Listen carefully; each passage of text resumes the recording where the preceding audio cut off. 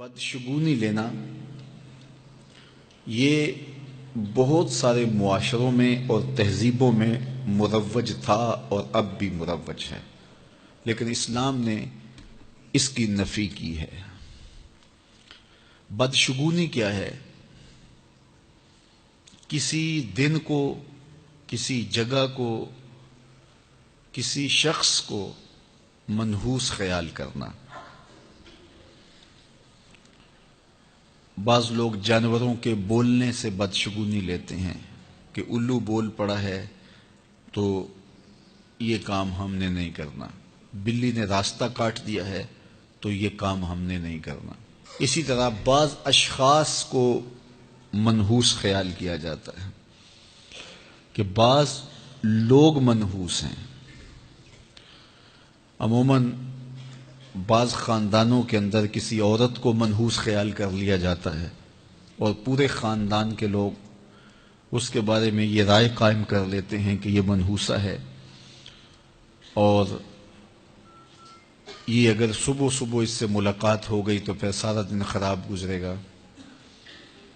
تو یہ ایک تصور ہے بدشگونی کا جو ہماری معاشرت کے اندر پایا جاتا ہے۔ جاہلیت کے زمانے میں یہ ساری چیزیں موجود تھیں۔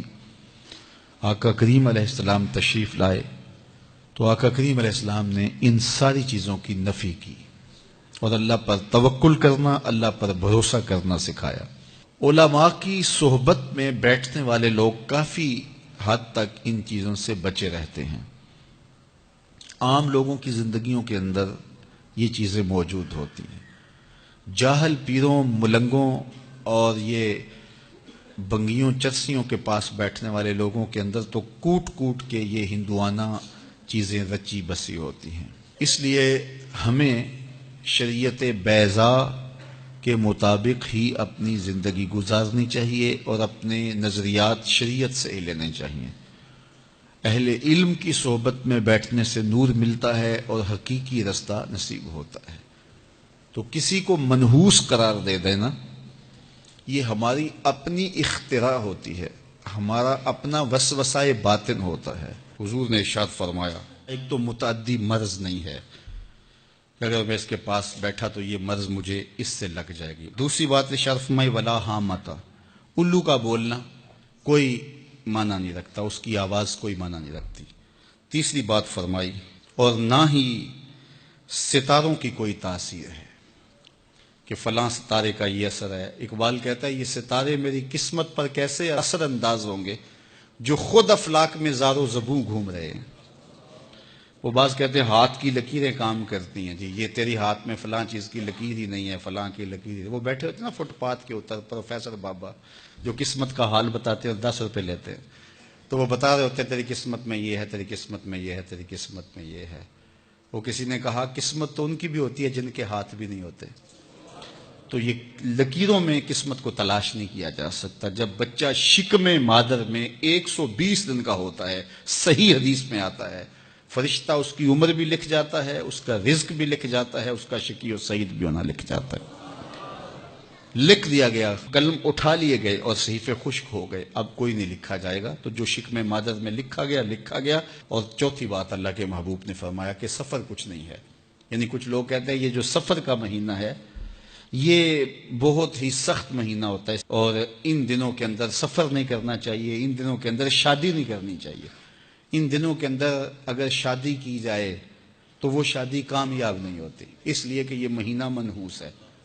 میں آپ کو بتاتا ہوں کہ اس سفر کے مہینے میں سیدنا علی کی شادی حضرت سیدہ فاطمہ سے ہوئی ہے۔ بتاؤ اس سے کامیاب کوئی شادی ہو سکتی ہے؟ کوئی کہتے ہیں جی اس مہینے میں اگر شادی ہو تو اولاد نہیں ہوتی۔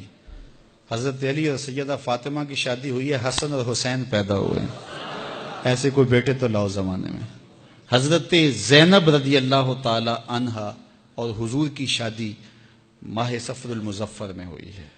اس لیے ہمارے علماء اس کو خالی سفر کا مہینہ بولنے کی بجائے صفر الخیر یا صفر المظفر کے نام سے پکارتے ہیں، یعنی کامیابی کا مہینہ، خیر کا مہینہ۔ تو یہ محض لوگوں کی اختراعات ہیں۔ تو جس طرح باقی مہینوں میں شادی کرنے میں کوئی حرج نہیں، تو سفر کے مہینے میں بھی شادی کرنے میں کوئی حرج نہیں، آقا کریم نے فرمایا یہ بدشگونی لینا یہ شرک ہے، اللہ کے توکل کے منافی بات ہے۔ اس لیے جاہل لوگوں کا کام ہے کہ لوگوں کو اوہام میں وسوسوں میں مبتلا رکھیں، ضعیف الاعتقادی قائم رہے تاکہ کچھ لوگوں کا کام چلتا رہے، لیکن اللہ کے محبوب جو دین لے کر آئے اس میں اس کو علامت شرک بتایا گیا۔ یہ جو بدشگونی ہے یہ فرمایا تمہارے اندر کا وسوسہ ہے، اور جب کوئی بندہ اندر سے ضعیف الاعتقاد ہوتا ہے تو پھر یہ چیزیں اسے پیش آتی رہتی ہیں، اس کو یہ سمجھتا ہے ہاں اسی وجہ سے ہو رہا ہے۔